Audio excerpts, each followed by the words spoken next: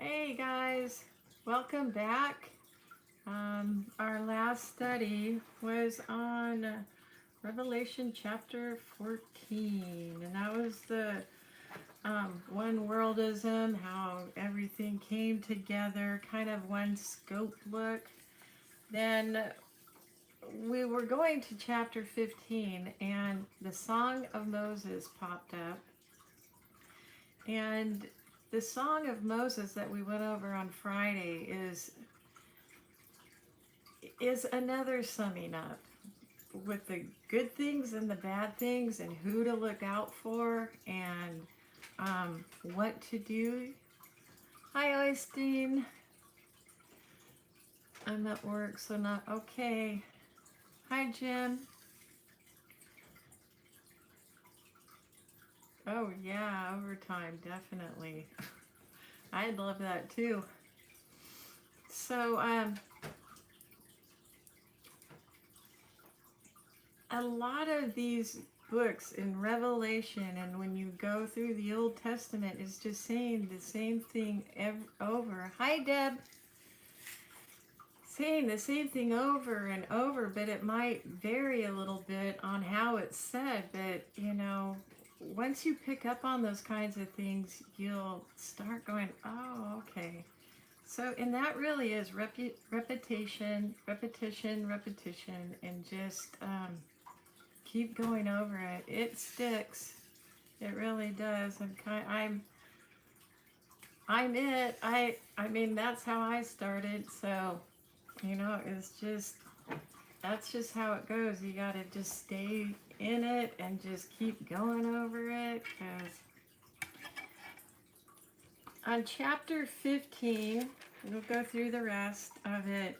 And this is preparing for the plagues or the vials. It's the same thing. So chapter 16 is pretty involved, and it has just a lot of different analogies and things like that. But it's basically, it's wrapping everything up together again. Chapter 16 basically goes through 1 through 6. On chapter 17, it goes through Christ's return and the destruction of Babylon. And so it's, the seventh trump and the seventh vial basically is Christ's return. So this is why they put those two together in the 17th chapter, because lots of things are going to happen when the Antichrist is here, and the end to all that just deception and everything will be cleared out on Christ's return. So you'll see the differences of Christ's return to Satan coming in, and I think that's where it's really going to mess a lot of people up, because it might appear like that. But the biggest thing is Satan is going to have to preach and convince people. When Christ returns, everybody's going to know he's returned. Everybody will know. So, there's different things in there, Also, when Christ returns, you're going to be actually changed into your spirit body. So, you won't be in the flesh. So, you could plant seeds with your friends and stuff and just say, hey, this is what's going to happen. And those little seeds, once you tell people, they'll be, yep, every knee will bend. Everybody will know. It won't matter who they are. Hi, Elvin. Wow. I know I got in here a little early, but you know me. I get in here when I can. So here we go. We're going to start with chapter 15 and go through this. Verse 1. And I saw another sign in heaven, great and marvelous, 7 angels having the 7 last plagues, For in them is filled up the wrath of God, that big vial that all the prayers of the saints are in it. Here it comes. And I saw it as it were a sea of glass mingled with fire. Sea of glass is like purity. And them that had gotten the victory over the beast, the political system, and over his image, and over his mark, and over the number of his name. So this is the whole 666. You're worshiping him, you're working in the system, you're in there, you're able to buy and sell because you're in it. Those who aren't in it won't be able to buy or sell and participate. Okay, over his mark and over the number of his name, stand on the sea of glass having the harps of God. And they sing the song of Moses, the servant of God, and the song of the Lamb, saying, Great and marvelous are thy works, Lord God Almighty, just and true are thy ways, thou King of saints. So the song of Moses is kind of in here with the song of the Lamb on Psalms 86, if you want to go over there and just read it. But this is what the 7,000 are going to be singing. Who shall not fear thee, O Lord, and glorify thy name? For thou only art holy. So he's the only holy being in this whole everything. For all nations shall come and worship before thee, for thy judgments are made manifest. So it's true, like I was telling you, in the millennium, the tribes will not be in with the tribes of Israel. The nations are going to have their own areas and their own, Christ will be over everything, but the ethnos will have their own kings and queens who are ruling. And then, as far as the 144,000 going into the Gulf and pulling the people out, I don't know what their setup is going to be, but it's probably going to be very similar. Yeah. Yeah, I do think, though, that there's manna, and we'll read about this when we go a little bit further, but God's throne has the ark right there, the Ark of the Covenant, and in there is the manna, and the 10 Commandments and everything is still in there. I believe that manna will be given to us because the things are so similar to how they were getting out of Egypt and the plagues and things like that. So we will be taken care of, but we also have the Civil War to go through. So that's more, just stock up on, things that you need, necessities. If you have prescriptions or something like that, just try to get a little ahead of that. I have maybe about 6 months of food and things like that. So, and I know that like other family members will be around and stuff like that, and people. So, I also know that people are going to be going back to canning and things like that. So there's not going to be a lot of stores opened up. Because my husband is European and I'm Asian. Oh.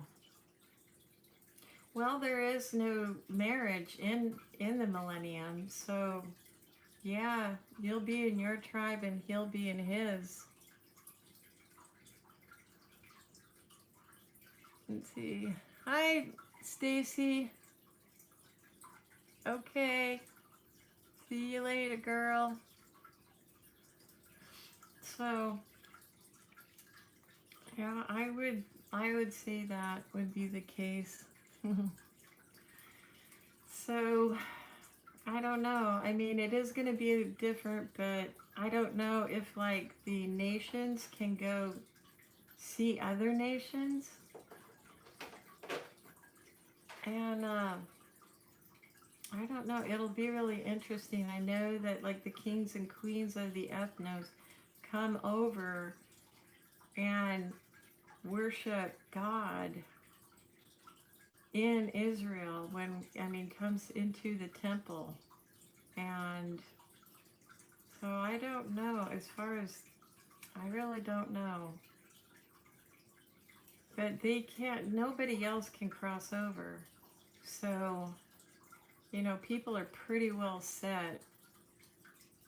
We can't go over there and they can't come over here except for just the kings and queens. So, and I'm wondering if, like, in the millennium, like, the very elect can go to other nations. No, probably not, just because, you know, there's a tie off there. I was thinking about vacation or whatever, you know, let's go to the Bahamas. Probably not going to be like that, though. Okay. Verse 5.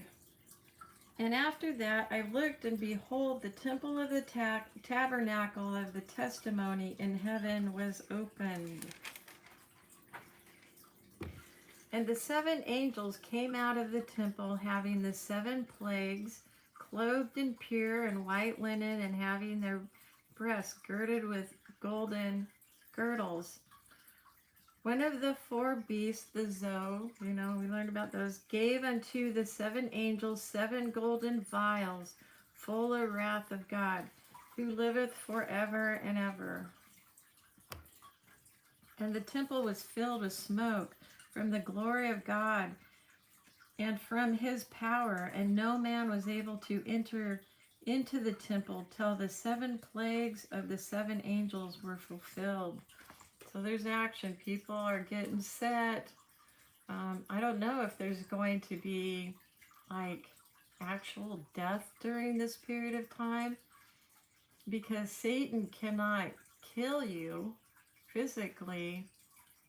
So everybody is preparing to come down here. So that temple area is gonna, I mean, it's set for war. Things are going to be happening here on earth with that.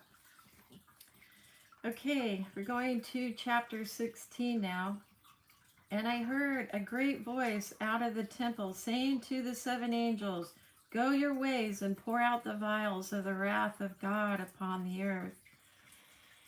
Time has been shortened, so I think these things will go right after the other really quickly. And the first went and poured out his vial upon the earth, and there fell a noisome and grievous sore upon the men which had the mark of the beast upon them, which worshipped the beast in his image. So the mark is basically working and worshiping.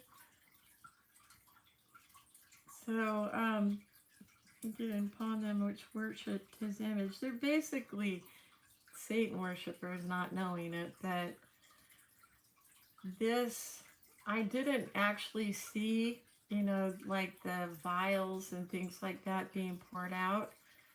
But it's only in that camp area where, you know, like, whether Babylon will be set up, built up in that area, and Satan is in Israel. I'm sure Satan's going to have different camps all over the place. So I would expect to see that more in, you know, like around Israel and in that Babylon area.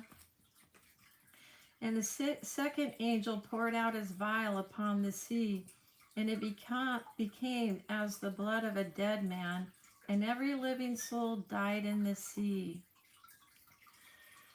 So, as a dead man, the sea is people. So this is over, you know, over the world. Who is worshiping this beast and in the system? And the third angel poured out his vial upon the rivers and fountains of waters, and they became as blood. So these are, we're talking about Moses. And if you read the last chapter of Deuteronomy 32, you'll find that God never allowed his body to be buried. There's no bones or anything for him. So this is very coincidental, not coincidental, but it is like as in Egypt, all those plagues that came. And it's kind of like it is like God saying, let my people go. Satan has a hold on them. And I heard the angel of the water say, Thou art righteous, O Lord, which art and wast and shalt be, because thou hast judged thus. For they have shed the blood of saints. Who are the ones that basically have killed all of the prophets and everything throughout history? It's been the Kenites. So this is upon them. For they have shed the blood of saints and prophets, and thou hast given them blood for drink, for they are worthy. And I heard another out of the altar say, Even so, Lord God Almighty, true and righteous are thy judgments. And the fourth angel poured out his vial upon the sun, and power was given unto him to scorch men like fire. And men were scorched with great heat, and blaspheming the name of God, which has power over these plagues, and they repented not to give him glory. A lot of people speculate that something's going to happen with the sun. This is given by the two prophets, so I'm not really sure how this plague is going to go, but if they're in the burning heat and the sun is hot, it could be more of a, like, perhaps God's word. And it does cut both ways, but this burning, scorching heat, I don't know, I didn't see that, but I would say it's a physical thing. And the fifth angel poured out his vial upon the seat of the beast, and his kingdom was full of darkness, and they gnawed their tongues for pain.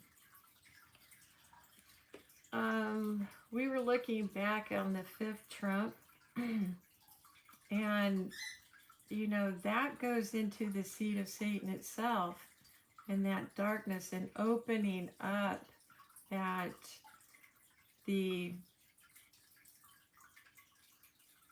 pits of hell to release these locust army. So it could be something like that. The beast in the kingdom was full of darkness. So is that saying something about the sow? If that would be so, that would mean that people would have to already be worshiping the beast when that thing starts up with the sow at the fifth trump. And Satan doesn't get here until the 6th. And these are poured out on all the people that are worshiping Satan at this point. So something that, like the death angel in Egypt that went over, and you had to put the blood of the lamb on your door. It could be something like that, I don't know. Like I said, I didn't see this being poured out on them, but we'll be okay. Let's see. And the fifth angel poured out his vial upon the seat of the beast, and his kingdom was full of darkness, and they gnawed their tongues for pain, and blaspheming the God of heaven because of their pains, and their sores and repented not out of their deeds. So this is so much like Egypt or what happened there. And that was very real stuff. That's what I'm saying is very, very real stuff. And the supernatural is going to be with us. So we are going to see a lot of weird stuff. We'll be witness to it, and the two witnesses, you know, they'll be supernatural beings too. Not, you know what I mean? They'll be transfigured bodies. So I'll tell you what, it's going to get crazy. Crazy, crazy. And the sixth angel poured out his vial upon the great Euphrates River, and the water thereof was dried up, that the way of the kings and of the east might be prepared. And I saw three unclean spirits like frogs come out of the mouth of the dragon, and out of the mouth of the beast, and out of the mouth of the false Messiah or false prophet. So you know how God, El, and the Elohim, El is God, and he has the Trinity. This is Satan and his Trinity. See, he's going to be acting like he is Christ, but that's his Trinity through the different areas of his kingdom. So, out of the mouth of the beast, this is the political system. Let's see, out of the mouth of the dragon, that's Satan himself proclaiming to be God, and the false prophet. So that's his different roles, but the same person. For they are the spirits of devils, working miracles, which go forth unto the kings of the earth and the whole world, to gather them to the battle of that great day of God Almighty. So it's just a bunch of deception, getting people together, this one worldism, this, everybody is, getting all this deception and lies locked up into their brain. And what will break that binding that Satan has in his spirits is the Holy Spirit. That's why it's not you who speak during that time. It is the Holy Spirit that breaks that binding. All right, 16. Behold, I come as a thief. Blessed is he that watcheth and keepeth his garments, lest he walk naked and see his shame. So if you aren't prepared, he is going to come like a thief in the night. You need to be prepared. You need to watch the signs and just do your purpose being, delivered up.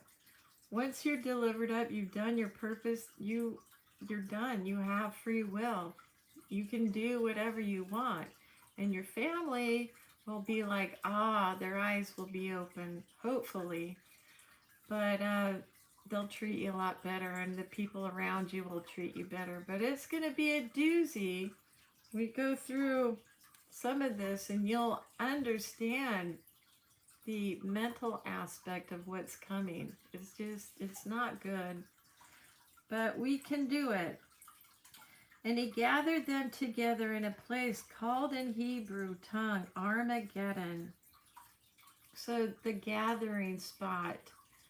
Satan is gathering his army, which is basically the locust army, which anybody who believes that that he is Christ. And at the end, this is when Christ returns. All those people are going to be in the same place. Armageddon and Hamon-God. Two separate places, but same thing happening, where it's just going to, all these, we'll read on the next chapter what happens on Christ's return, but many people are going to be deceived in this and believe the lie. And some, you might have a relative that believes so much that it's going to take a miracle for them to actually see what's going on. So, and that's why you'll be delivered up, because they believe the lies so much, they're willing to have you delivered up either out of annoyance or the fact that they love you and they want you to see their truth. And the seventh angel poured out his vial into the air, and there came a great voice out of the temple of heaven from the throne saying, "It is done." And there was voices and thunders and lightnings, and there was a great earthquake, such as was not since men were upon the earth, so mighty an earthquake, and so great. So people are going to get mixed up with this too, with that celestial object crossing over with the earthquake. The earthquake is going to last about half an hour, and it takes about that much time for it to cross. So when you start hearing like the Pope saying, you know, the true Messiah is coming, we've got to go through this in order to, you know, get to the millennium, and just know, and everybody's going to believe it. So, you know, just remember that even if you have this knowledge in your head, nobody can break that. Nobody can take that away, no matter what you see or people tell you. You got it. And the great city, which is Babylon, was divided. The great city was divided into three parts, and the cities of the nations fell, and great Babylon came in remembrance before God to give unto her the cup of the wine of the fierceness of his wrath. And every island fled away, and the mountains were not found. And there fell upon men a great hail out of heaven, every stone about the weight of a talent. So it's about 180 pounds coming down on them. And men blasphemed God because of the plague of the hail, for the plague thereof was exceedingly great. So that's on Christ's return. When you see that, you will already have been risen, but this wrath is down on them. And every mountain, everything is going to be flattened, because when he's talking more about in Israel, with the earthquake, is going to split the mountain in half and make room and flatten everything for the temple and for everybody to have their spot in their tribe area. So, you know, that doesn't happen when Satan gets here. So that's another clue. Is like, no, this hasn't happened yet. But he might make something up that kind of looks like it. And I'm thinking that he might even build a temple up for himself and leave the dome of the rock on there. Let's see, fake Jubilee. Hi, Mind for Knowledge. Yep, everything's gonna look like it, but it's gonna be a little twisted. So you'll be able to see it, but you know, everybody's gonna be like, ah, Christ has returned, he's returned. And you'll be like, no. I didn't even see myself really talking a lot after the sixth trump. It was just like, it went so fast, and so many people were so deceived and just angry at the fact that I wasn't going along with it. So whoever you're by, where you end up before you're delivered up, it's just, you know, you're basically just waiting to be delivered up. And it goes by really fast. So you'll see the plagues and all these things going on, and you know, you'll see the the sores on people and things like that. And, you know, it's just going to be weird. I think also that some sort of technology, maybe television will be up. I know there's a lot of things that do change, but I think the technology will be brought up very quickly, being part of Babylon, being a part of that new world order. And I think a lot of technology is being saved until that time. So just watch out. Plus, you're going to have the locust army coming in. The first three stages are of men, of human beings. The last is the 7,000 of those fallen angels. And then you have the 10 kings, which are supernatural beings. And then you have Satan himself. So it's going to look it's going to look holy rolling. You know, it's just, you'll be able to see it though, like this, when Satan talks, and I was told not to even listen to him because he is very convincing. Not that I could be convinced, but it's like that spirit kind of draws you in. But I was just told, don't listen to him, you know. Just keep your head in the Bible. Keep what you've learned and just wait for the time to be delivered up.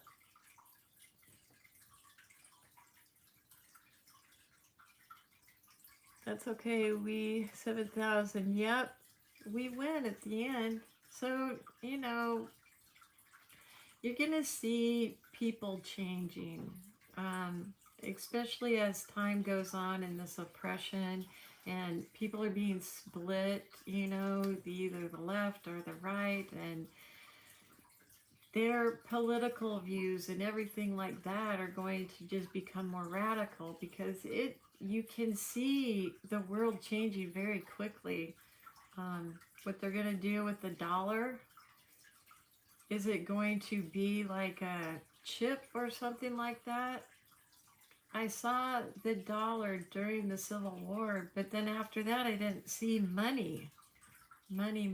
So they've got all this technology, and how would you be able to be in a system if they didn't track everything? It would be like easy to go buy something, but like a chip or something that you had to have to buy, you know, maybe people are given rations per se, you know, this amount per day for you and your family. I don't know. I do know that it's just people will be working though and carrying on as if that is Christ. And you're going to feel very alone. I feel like, oh my gosh, but it's going to be worth it. It is. It was funny because I was shown all this and I just, at the end, I was like, oh my gosh. And there's like 3 angels there and they're like, you can do it. You can do it. So, you know, it's going to be so worth it. You know, you're going to be able to do it. Just think of your rewards and you can do it. So that's all you got to do. It is. I mean, it was like a heavy load to see all that, but it's a good thing because we know what's coming, and it's given in a detail to where we can understand it. So, I don't know. It's exhausting just talking about it, but it is. It's going to be awesome. I think I said hello to everybody. But we'll just keep talking about this and going over it. And, you know, if you guys have any questions or anything, don't hesitate to ask, even if it's off topic, you know. Like we did on Friday. That was pretty fun. Just kind of going off topic and doing that. Okay, verse 17.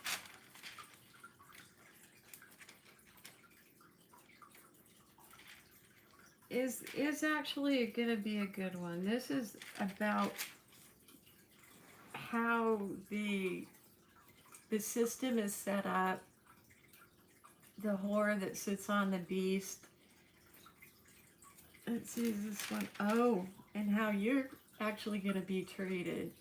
So what I would do is read chapter 17, and then tomorrow we'll be back and go through that. But it's good to kind of get an idea of what we're going to talk about. And I'm just saying, guys, once you get it in your head, though, as far as what's coming, I mean, most of this is just like the fear of the unknown, but we have been told about it over and over and over. And that's what Christ told me. Like, you're the last warning. And he was like, I've been telling them over and over and over. And I'm like, well, why would they listen to me? But those who need to listen will be here. Do you think Cain was a giant? Yeah, I do. And I think as time went on, you know, kind of looked closer to us. But I think because the other ones were giants as well, you know, from the other fallen angels. Who was that? There is it. I'll have to think of it, but there's like some stories, kind of collections, and they renamed him, I think, too. He didn't go by Cain. So I'll look that up and I'll get that information for you. Will there be a third world war? Like, no. The third one will be on Christ's return, and that's just getting rid of all that. But you're going to hear of wars and rumors of wars. This is as the New World Order is taking over, and people don't like it. So they're going to, you know, have their own types of wars. And there's not going to be like a world war or anything like that. It's as the New World Order comes in and sets down and becomes their law, people aren't going to like that. And that's kind of like how we're being slowly acclimated to it, with the fact of we have all these protesters, and it's like a civil thing. You know, in other countries, you know, those types of clashes and stuff like that, which will either stop and not lead you into a war, but it is all escalating into war. Let's see. Yes, they were fraternal. So different fathers. Abel was Adam's, and Cain's was Satan's. So Cain definitely would have looked different. But if you look at the Kenites now, you watch people by their fruit. They're the most evil people. More than likely as a Kenite in some way, shape, or form. And I've heard that they kind of keep within their own tribe. They don't really marry outside of that to keep their lineage clean. Which is kind of funny, because that's what Judah and Israel was supposed to do, to not mix the breeds per se, like going into nations and doing that. And that's one of Esau's sins, was he went to the nations and got wives and stuff. So Gilgamesh. Look at Gilgamesh, and there's another one too, and I'm trying to think of his name. I'll get that though. Can't remember that name right, but it could be something we could like study too, because Cain is a different breed altogether. Let's see, Nimrod. Was it No, it wasn't Nimrod. Nimrod came from Abraham and that seed. He was all part of like Noah's thing. Yeah, it was like earlier, so it was pre-flood.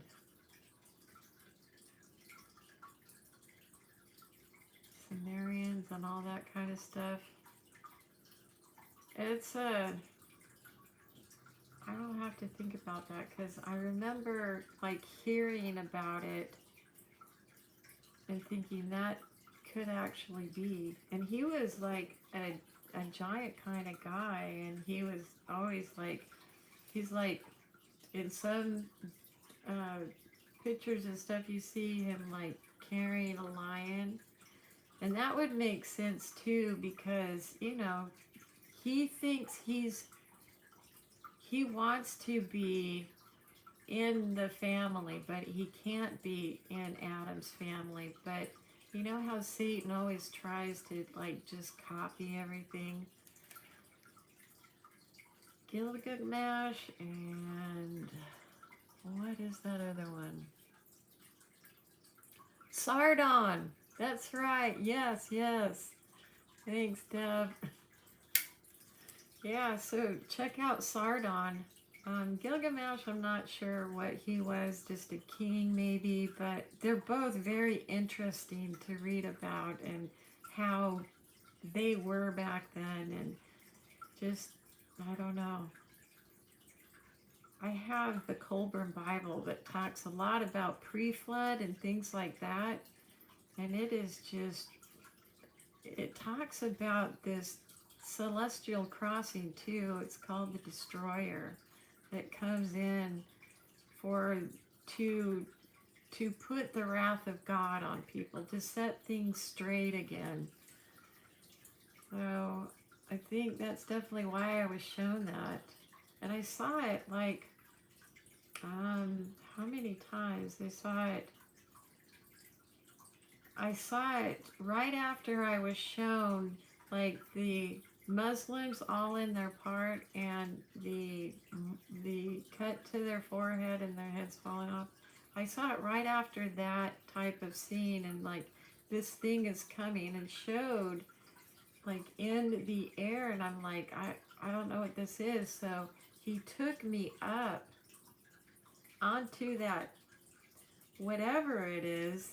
It's dark and it has this type of debris, like I don't know if it's ashy or what, but it like comes off the surface and it's like shedding, and then it has this big pocket all around it with all that ash. And I thought, this looks hot, but when I went to go step on it, it wasn't. So is it a dead star? I would say it's a dead star because Satan is basically a dead star. So it's gonna, when we get closer to this, maybe even the Pope will kind of describe it. What the name of the book? Sardon? Oh, the Colburn Bible. I don't have it down here. But it's just a bunch of ancient scriptures and things like that put together. It talks about like when Egypt was Egypt and the Israelites were trying to get out, and their kind of side of the story, and like creation, and it's really interesting. You don't want to take it too much like, oh, this is real truth. But then the monks were trying to, like over in Europe, and there was like this big thing of, oh, you can't read this book or that book. And they destroyed many of them. But the monks took this and hid them. And this woman had them for a really long time. and then gave them over to another church, I think in Ireland or someplace, and they kind of kept them, and then people started to transcribe them into English and stuff. Yeah, the Colbrin. It's Kolbin. It's the Colbrin Bible. Hold on, I'll go get it, okay? Hang on.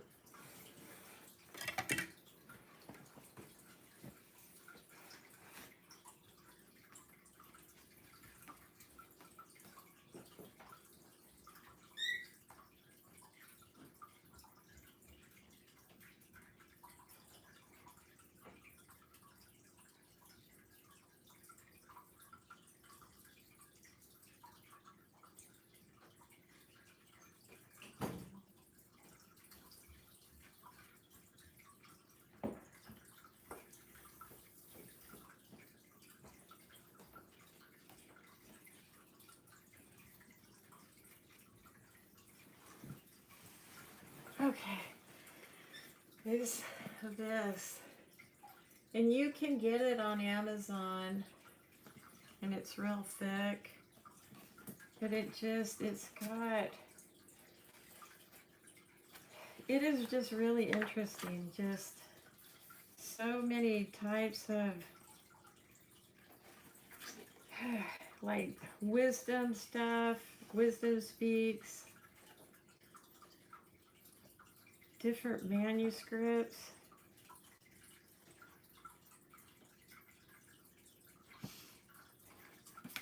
The Book of Scrolls. I mean, it's just amazing. I've got through like half of it, but I kind of skipped around to what I was interested in. But if you want to just, you know, read it and just kind of, you can get an idea of what their thoughts were back then and how it was, and kind of get into it. There is a part, it's like creation or something like that in there. But it talks about like the pre-flood and how there are these different types of beings, even, you know, like the gray aliens that we have now. They were back then. So was it true? I mean, it says there's nothing new under the sun, so where did these creatures come from? And were they supposed to be destroyed in the flood? Was it some sort of something that the fallen angels had, you know, had created or something? I don't know. But it's just, you know, food for thought and just light reading. If you like that kind of stuff. I do. I think it's very interesting. Let's see. Yeah. And I read a little bit of the Colbrin Bible. I think it was on the Destroyer, or it could have been over Egypt. It was a while back. I think the video says the Colbrin, reading from the Colbrin Bible. But if you want to get a taste of it, then, you know, you can go watch that video and see if it's something that, you know, you want to do. But yeah, I mean, any of those Apocrypha type books, I love. I really love those. Get into them and just, you see things from a totally different perspective. You know, but you got to be careful too, you know. I mean, it's not canonized for a reason, and I don't know why, especially Esdras 3 and 4, but they should have been in there. They were in there before, so why were they taken out? So I don't know, guys, but I mean, if you want to get a different perspective and stuff like that, I mean, that is just something that it was like a must-have. The Colbrin, let's see. Yeah, the book of creation, it's like right in the beginning. It has like chapter 3, destruction of recreation, the catapult, and the destroyer, which I was telling you about. Um, it's just good. Um, anyway, so tomorrow we will go over chapter 17, and that's Babylon, and basically what we're going to have to go through to what we'll see within the Babylon system, and what we'll have to go through, and just just another way of rewriting everything that has already been written. But I think it's written like that just so it's like repetition and getting it in your head and understanding. uh, anyway, guys, see you tomorrow at 4. I might be a little early, but I'll see you then, and have a nice evening.